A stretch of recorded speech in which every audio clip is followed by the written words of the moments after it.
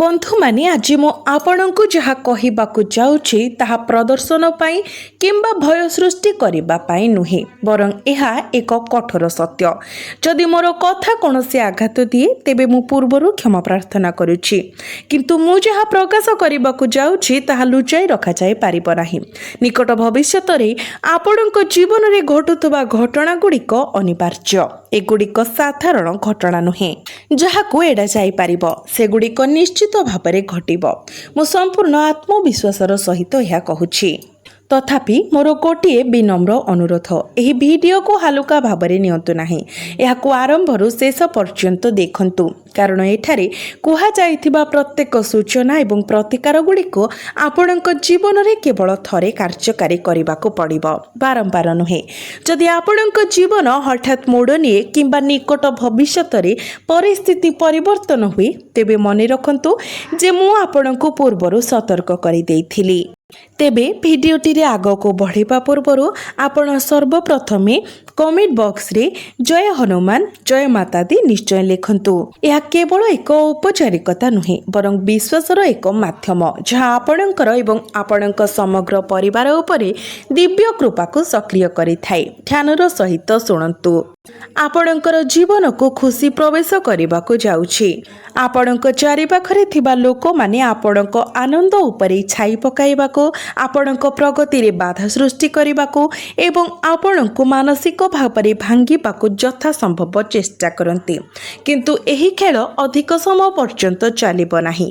कर्मर नियम कार्यकारी हेउछि। आपणक विरोधी माने सेमानक कार्यर परिणाम सम्मुखीन हेबार समय आसीछि।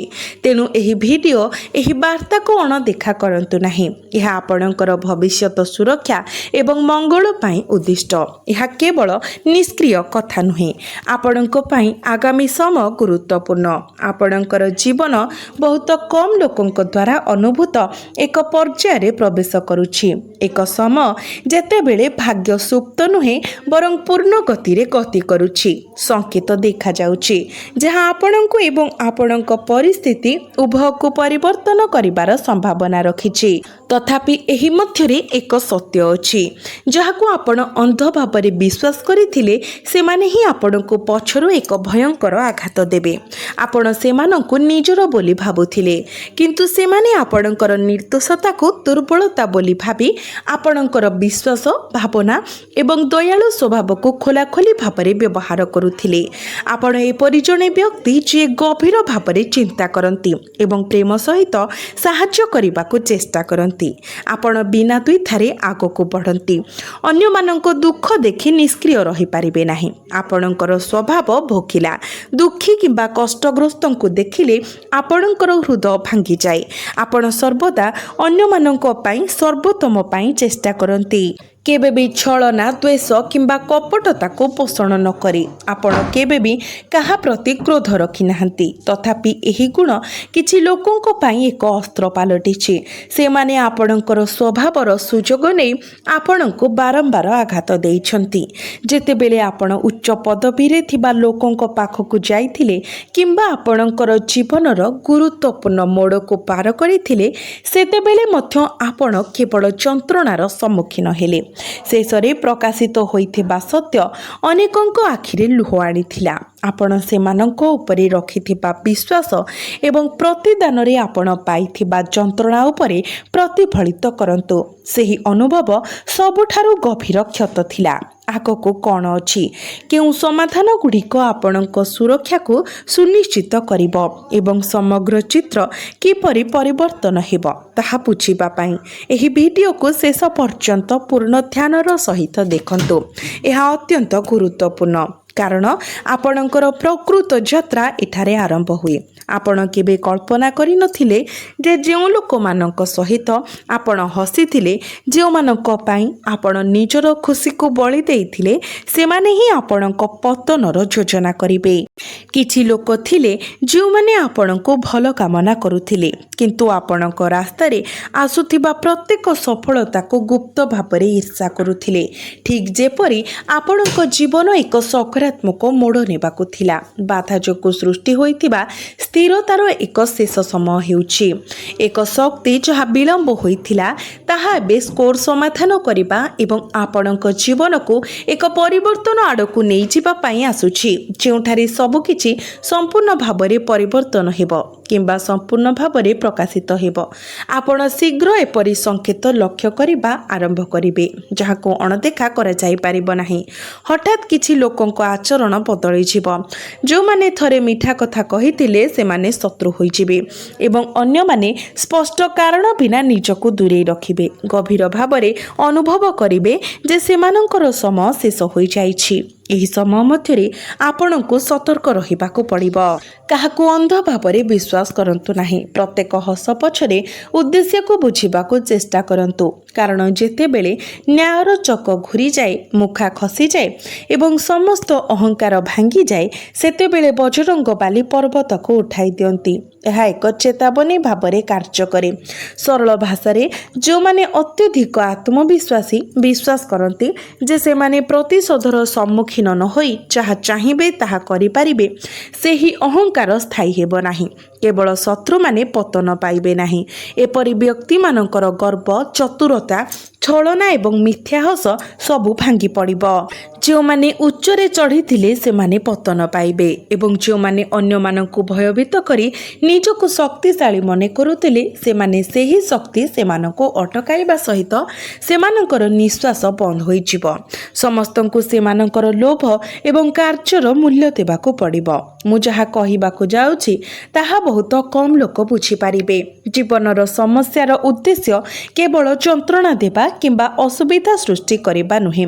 ସେମାନଙ୍କର ପ୍ରକୃତ ଉଦ୍ଦେଶ୍ୟ ହେଉଛି ଲୋକଙ୍କ ସ୍ୱଭାବ, ସମ୍ପର୍କର ବାସ୍ତବତା ଏବଂ ସବୁକିଛିର ସାର ପ୍ରକାଶ କରିବା। ଏକ ଗୁରୁତ୍ୱପୂର୍ଣ୍ଣ ମୁହୂର୍ତ୍ତ ଆସୁଛି ଯାହା ଆପଣଙ୍କୁ ଦୁର୍ବଳ କିମ୍ବା ସଶକ୍ତ କରିପାରେ। ଏବେ ହାର ମାନିବା ଏକ ଗୁରୁତର ଭୁଲ ହେବ। ବରଂ ଏକ ନିର୍ଦ୍ଦିଷ୍ଟ ସଂକେତ ପାଇଁ ଅପେକ୍ଷା କରନ୍ତୁ ଯାହା ଆପଣଙ୍କ ନାଡିକୁ ତ୍ୱରାନ୍ୱିତ କରିବ। ସନ୍ଧ୍ୟା ଏବଂ ରାତି ମଧ୍ୟରେ ଯେତେବେଳେ ଦିନ ଶେଷ ହୁଏ ଏବଂ ଅନ୍ଧାର ସ୍ଥିର ହେବାକୁ ଆରମ୍ଭ ହୁଏ, ଏକ ଶକ୍ତିଶାଳୀ ଶକ୍ତି ଆପଣଙ୍କ ଜୀବନରେ ସକ୍ରିୟ ହୋଇଯିବ। ଏହି ଶକ୍ତି ଏକ ଗଭୀର ବାର୍ତ୍ତା କିମ୍ବା ହଠାତ୍ ଅନ୍ତର୍ନିହିତ ଚିନ୍ତା ଭାବରେ ପ୍ରକାଶିତ ହୋଇପାରେ। ଆପଣଙ୍କର ଚିନ୍ତା ଛାଡ଼ି ଦିଅନ୍ତୁ ଏବଂ ପ୍ରତ୍ୟେକ ଦିନ ଆନନ୍ଦରେ ବଞ୍ଚିବା ଆରମ୍ଭ କରନ୍ତୁ। ମୁଁ ଆପଣଙ୍କ ଜୀବନରୁ ପ୍ରତ୍ୟେକ କଷ୍ଟକୁ ଦୂର କରିଦେବା ଭଳି ପରାମର୍ଶ ଦେଉଛି। କେବଳ ଈଶ୍ୱରଙ୍କ ଉପରେ ଆପଣଙ୍କର ବିଶ୍ୱାସ ରଖନ୍ତୁ ଏବଂ ନିର୍ଭୀକ ଭାବରେ ବଞ୍ଚନ୍ତୁ। ଏହି ଜଗତରେ ଲୋକମାନେ ତୁଚ୍ଛ, କିନ୍ତୁ ସର୍ବଶକ୍ତିମାନ ଆପଣଙ୍କୁ କେବେ ପରାଜୟର ସମ୍ମୁଖୀନ ହେବାକୁ ଦେବେ ନାହିଁ ବୋଲି ପ୍ରତିଶ୍ରୁତି ଦେଇଛନ୍ତି। ତେଣୁ କାହିଁକି ଦୁଃଖିତ ରହିବେ? ଆପଣ ନିଶ୍ଚିତ ଭାବରେ ସେହି ମୁହୂର୍ତ୍ତ ଗୁଡ଼ିକର ଅନୁଭବ କରିଛନ୍ତି ଯେଉଁଠାରେ ଯେତେବେଳେ ଆପଣ ଏକ ଗୁରୁତ୍ୱପୂର୍ଣ୍ଣ କାର୍ଯ୍ୟ ପାଇଁ ବାହାରକୁ ଯିବାକୁ ଯାଉଥିଲେ, ଏକ ଅପ୍ରତ୍ୟାଶିତ ପ୍ରତିବନ୍ଧକ ଉପୁଜିଲା ଯାହା ଆପଣଙ୍କର ସର୍ବୋତ୍ତମ ପ୍ରୟାସ ସତ୍ତ୍ୱେ ଆପଣଙ୍କ ଯୋଜନାକୁ ବାଧା ଦେଇଥିଲା, ଆପଣଙ୍କୁ ନିରାଶ କରିଦେଇଥିଲା। କେତେକ ସମୟରେ ସମ୍ପୂର୍ଣ୍ଣ ସ୍ୱାସ୍ଥ୍ୟରେ ଥିବା ସତ୍ତ୍ୱେ ଆପଣ ହଠାତ୍ ଅସୁସ୍ଥ ହୋଇପଡ଼ିଲେ ଏବଂ ଔଷଧ କାମ କରିନଥିଲା। କେତେକ ସମୟରେ ଶେଷ ମୁହୂର୍ତ୍ତରେ ସମାପ୍ତ ହେବାକୁ ଥିବା ଏକ କାର୍ଯ୍ୟ ବିପର୍ଯ୍ୟସ୍ତ ହୋଇଗଲା କିମ୍ବା ବିବାହ ସ୍ଥିର କରାଯାଏ କେବଳ ଏକାଦଶ ଘଣ୍ଟାରେ ସମ୍ପର୍କ ଭାଙ୍ଗିବା ପାଇଁ। ମନେ ରଖନ୍ତୁ, ନୀରବତା ଏବଂ ସୁରକ୍ଷା କବଚ ଭାବରେ କାର୍ଯ୍ୟ କରିପାରେ।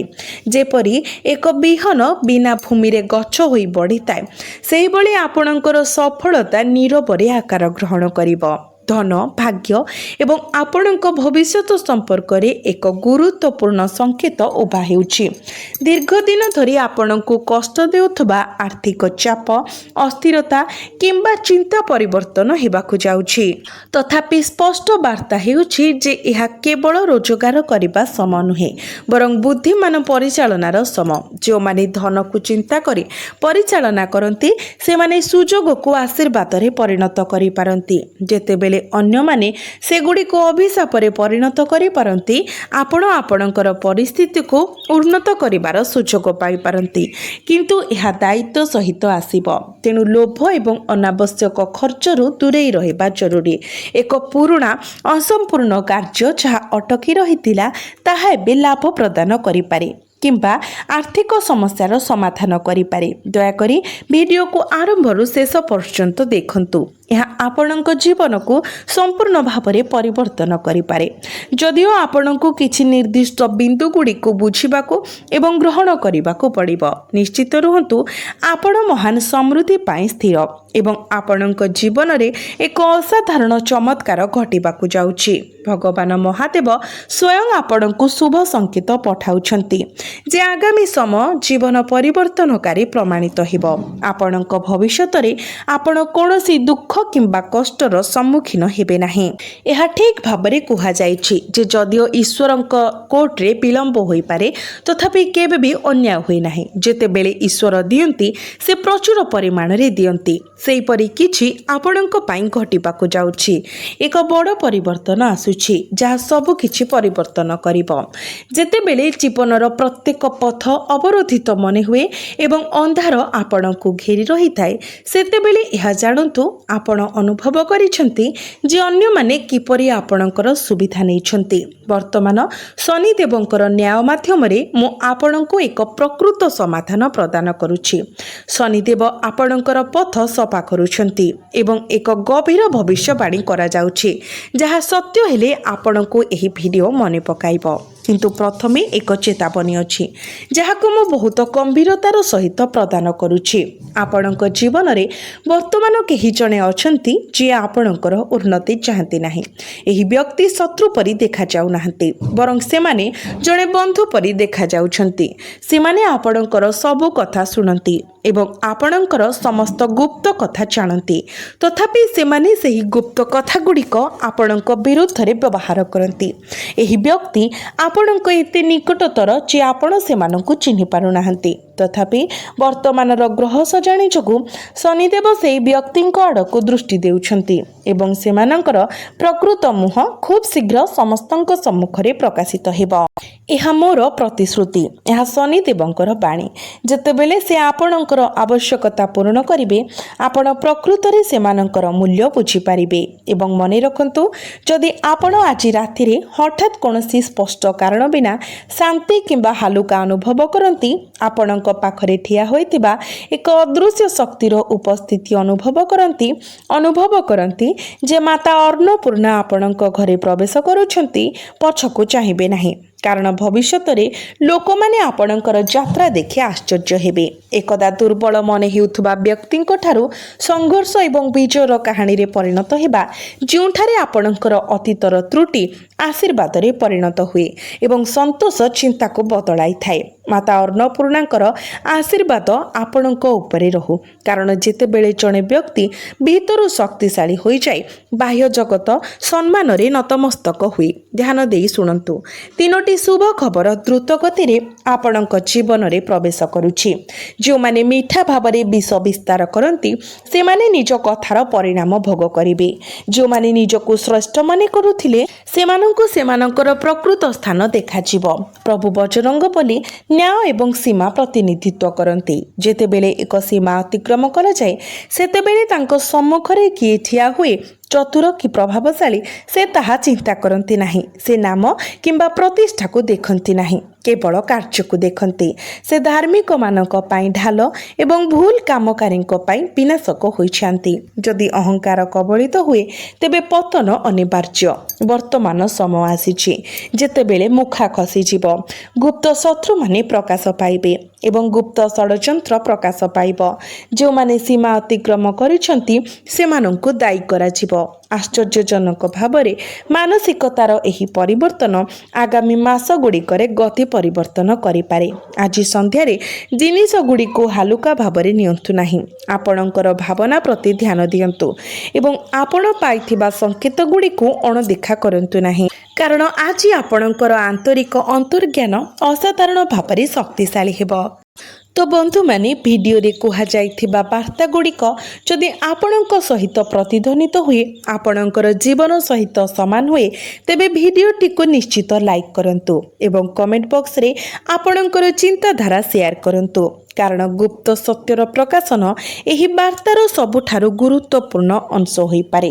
ଏହା ଶୁଣନ୍ତୁ, ଆପଣଙ୍କ ଜୀବନର ସେହି ବ୍ୟକ୍ତି କିଛି ଶୁଭେଚ୍ଛୁ ଅଛନ୍ତି ଯେଉଁମାନେ ସମର୍ଥକ ଦେଖାଯାଉଥିଲେ ମଧ୍ୟ ଆପଣଙ୍କ ପ୍ରଗତି ବିଷୟରେ ଅସହଜ ଅନୁଭବ କରନ୍ତି। ସେମାନେ ଖୋଲାଖୋଲି ଭାବରେ କଥା ହୁଅନ୍ତି ନାହିଁ କିମ୍ବା ସିଧାସଳଖ ଆପଣଙ୍କ ବିରୁଦ୍ଧରେ କଥା ହୁଅନ୍ତି ନାହିଁ। ତଥାପି ଆପଣଙ୍କୁ ଆଗକୁ ବଢ଼ିବା ଦେଖି ସେମାନେ ଅସହଜ ଅନୁଭବ କରନ୍ତି ଏବଂ ଗ୍ରହ ସ୍ଥିତି ଏହି ଅନ୍ତର୍ନିହିତ ଭାବନାକୁ ସୂଚିତ କରେ। ଆପଣ ନିଶ୍ଚିତ ରୁହନ୍ତୁ, ଆପଣ ମହାନ ସମୃଦ୍ଧି, ସ୍ଥିର ଏବଂ ଆପଣଙ୍କ ଜୀବନରେ ଏକ ଅସାଧାରଣ ଚମତ୍କାର ଘଟିବାକୁ ଯାଉଛି। ଭଗବାନ ମହାଦେବ ସ୍ୱୟଂ ଆପଣଙ୍କୁ ଶୁଭ ସଂକେତ ପଠାଉଛନ୍ତି ଯେ ଆଗାମୀ ସମୟ ଜୀବନ ପରିବର୍ତ୍ତନକାରୀ ପ୍ରମାଣିତ ହେବ। ଆପଣଙ୍କର ଭବିଷ୍ୟତରେ ଆପଣ କୌଣସି ଦୁଃଖ କିମ୍ବା କଷ୍ଟର ସମ୍ମୁଖୀନ ହେବେ ନାହିଁ। ଆପଣଙ୍କ ଜୀବନରେ କିଛି ବଡ଼ ଘଟିବାକୁ ଯାଉଛି। ଏକ ବଡ଼ ପରିବର୍ତ୍ତନ ଆସୁଛି ଯାହା ସବୁ କିଛି ପରିବର୍ତ୍ତନ କରିବ। ବନ୍ଧୁଗଣ, ଉତ୍ସବ ପାଳନ କରିବାକୁ ପ୍ରସ୍ତୁତ ହୁଅନ୍ତୁ। ଆଗାମୀ 15 ଦିନ ମଧ୍ୟରେ ଆପଣଙ୍କୁ କିଛି ଆଶ୍ଚର୍ଯ୍ୟଜନକ ଖବର ମିଳିବା ପାଇଁ ଯାଉଛି। ଏହି ଦୁଇ ପକ୍ଷ ଆପଣଙ୍କ ପାଇଁ ଅତ୍ୟନ୍ତ ଭାଗ୍ୟବାନ ସାବ୍ୟସ୍ତ ହେବା ପାଇଁ ଯାଉଛି। ଭଗବାନ ବଜରଙ୍ଗବଲୀଙ୍କର କୃପାରୁ ଏହି ସମୟରେ ଆପଣଙ୍କ ପାଖକୁ ଆସୁଥିବା ବିଶାଳ ଶୁଭ ଖବର ପାଇଁ ଆପଣ ଅତ୍ୟନ୍ତ ଆନନ୍ଦିତ ହେବେ, ସମ୍ପୂର୍ଣ୍ଣ ଆନନ୍ଦରେ ପରିପୂର୍ଣ୍ଣ ହେବେ। ଅନ୍ୟ ସବୁ କିଛି ପାଶୋରି ଏହି ଭିଡ଼ିଓକୁ ଶେଷ ପର୍ଯ୍ୟନ୍ତ ଦେଖନ୍ତୁ। ଆଗାମୀ 15 ଦିନ ଏକ ଅତ୍ୟନ୍ତ ଶୁଭ ସଂଯୋଗକୁ ଚିହ୍ନିତ କରେ, ଯାହା ଦୀର୍ଘ 3 ବର୍ଷ ପରେ ଆସିଛି। ଭାଗ୍ୟବାନ ମହାଜାଗତିକ ଘଟଣାଗୁଡ଼ିକର ଏକ ବିରଳ ମିଶ୍ରଣ ଏବେ ଏକତ୍ରିତ ହେଉଛି, ଯାହା ଆପଣଙ୍କୁ ଏକକାଳୀନ 3ଟି ପ୍ରମୁଖ ଶୁଭ ଖବର ପାଇବାକୁ ଯାଉଛି। ବିଶ୍ୱାସ କରନ୍ତୁ ବା ନ କରନ୍ତୁ, ଆପଣ ଦୀର୍ଘ ସମୟ ମଧ୍ୟରେ ପାଇଥିବା ସବୁଠାରୁ ଗୁରୁତ୍ୱପୂର୍ଣ୍ଣ ଏବଂ ଆନନ୍ଦଦାୟକ ଖବର ଏହା ହେବ। ଏପର୍ଯ୍ୟନ୍ତ ଅଭିଜ୍ଞତା ପାଇଥିବା ସମସ୍ତ ଜିନିଷଗୁଡ଼ିକୁ ପଛରେ ପକାଇ ଅନ୍ୟ ସମସ୍ତ କାର୍ଯ୍ୟକୁ ପାଶୋରି ଦେଇ ପ୍ରଥମେ ସମ୍ପୂର୍ଣ୍ଣ ଭିଡ଼ିଓ ଦେଖନ୍ତୁ।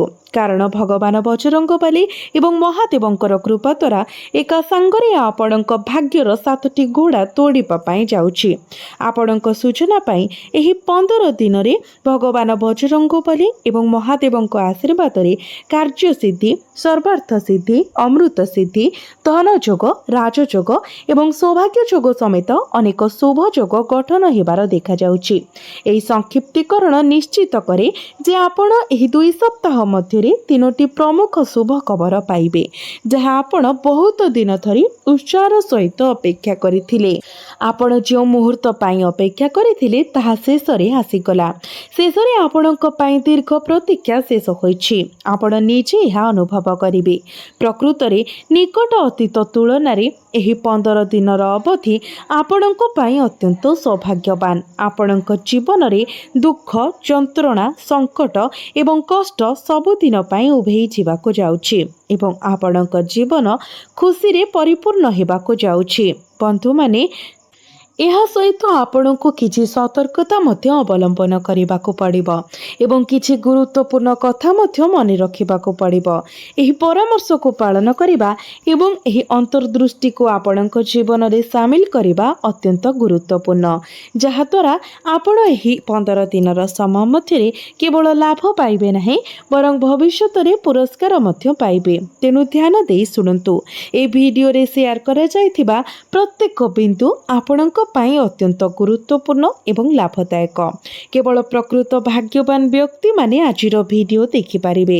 ବିପରୀତ ଭାବରେ ଯେଉଁମାନେ ଏହାକୁ ଅଣଦେଖା କରନ୍ତି କିମ୍ବା ଏହାକୁ ସମ୍ପୂର୍ଣ୍ଣ ଭାବରେ ଦେଖିବାରେ ବିଫଳ ହୁଅନ୍ତି, ସେମାନେ ବଡ଼ ଦୁର୍ଭାଗ୍ୟ ଏବଂ ଗଭୀର ଅନୁତାପ କରିବେ। ବନ୍ଧୁମାନେ, ଏହି 15 ଦିନ ମଧ୍ୟରେ ଦୀର୍ଘ ସମୟ ଧରି ଅଟକି ରହିଥିବା କାର୍ଯ୍ୟଗୁଡ଼ିକ ଏବେ ସର୍ବନିମ୍ନ ପ୍ରୟାସ ସହିତ ଆପଣଙ୍କର ସମାପ୍ତ ହେବ। ଆପଣଙ୍କର ସୁପ୍ତ ଭାଗ୍ୟ ଜାଗ୍ରତ ହେବା ସହିତ ଆପଣ ଏକ ଦିବ୍ୟ ଶକ୍ତି ଅନୁଭବ କରିବେ, ଯାହା ଆପଣଙ୍କୁ ପ୍ରତ୍ୟେକ କାର୍ଯ୍ୟରେ ସାହାଯ୍ୟ କରୁଥିବା ଅନୁଭବ କରାଇବ। ଏହି ସମୟ ଆପଣଙ୍କ ପାଇଁ ଅତ୍ୟନ୍ତ ଶୁଭ ହୋଇଥିବାରୁ ଆପଣ ଆର୍ଥିକ ଲାଭ ଏବଂ ବଡ଼ ସଫଳତା ସମେତ ବିଭିନ୍ନ ଲାଭ ପାଇବା ପାଇଁ ଯାଉଛନ୍ତି। ଆପଣ ଦେଖିବେ ଯେ ଏହି 15 ଦିନ ମଧ୍ୟରେ ଭାଗ୍ୟ ଆପଣଙ୍କ ସପକ୍ଷରେ ରହିଛି, ଯାହା ସୁଖ, ସମୃଦ୍ଧି ଏବଂ ଧନ ପାଇଁ ଗୁରୁତ୍ୱପୂର୍ଣ୍ଣ ରାସ୍ତା ଖୋଲିଦେବ। ଏକ ବଡ଼ ଦୀର୍ଘକାଳୀନ ଚିନ୍ତାର ସମାଧାନ ହେବ, ଯାହା ଆପଣଙ୍କୁ ମାନସିକ ଶାନ୍ତି ପ୍ରଦାନ କରିବ। ଏହି ସମୟରେ ଆପଣ ନେଇଥିବା ଯେକୌଣସି ଦୃଢ଼ ଏବଂ ଗୁରୁତ୍ୱପୂର୍ଣ୍ଣ ଆର୍ଥିକ ନିଷ୍ପତ୍ତି ଅନେକାଂଶରେ ସଫଳ ହେବ ଏବଂ ଆପଣ ନିଶ୍ଚିତ ଭାବରେ ଆର୍ଥିକ ଲାଭ ପାଇବେ। ଏହା ବ୍ୟତୀତ ଆପଣ ଦୀର୍ଘ ଦିନ ଧରି ଅପେକ୍ଷା କରିଥିବା ଏକ ବଡ଼ ସ୍ୱପ୍ନ ମଧ୍ୟ ପୂରଣ ହେବ।